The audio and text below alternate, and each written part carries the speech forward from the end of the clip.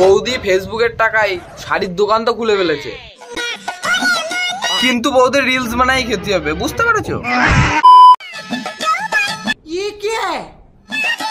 আরে বৌদি যৌবন বিতয়ে কোথায় যাবে, আর কয়দিন পরে তো মনা বাবা হবে, বুঝতে পেরেছো? নমস্কার, আমি রীতা মণ্ডল। বন্ধু কি কারণে নমস্কার নিল আগে সেটা দেখো। अब तू गया बेटा। বলছি বৌদি পেছন দুলানো রিলসে ভিউজ আসছে না?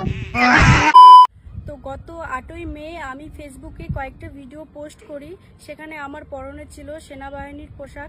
সেই ভিডিওটা করে আমি অনেক বড় ভুল করে ফেলে দিয়েছি। প্রথমে আমি পেছন দুলানো রিলস করতাম, সেটাই আমার ভিউজ আসতো না বলে আমি ওই ভিডিওটা করেছি, ওইটাই আমার 10 মিলিয়নের ওপরেও ভিউজ গেছে, বুঝতে পেরেছো? এর জন্য তো ভিডিওটা করা। আমি তো জানতাম না যে তোমরা খারাপ মাইন্ডে নিয়ে নেবে কিংবা খারাপভাবে নিয়ে নেবে, বুঝতে পেরেছো? তো আমাদের শুধু টার্গেট ছিল আমরা পয়সা ইনকাম করবো।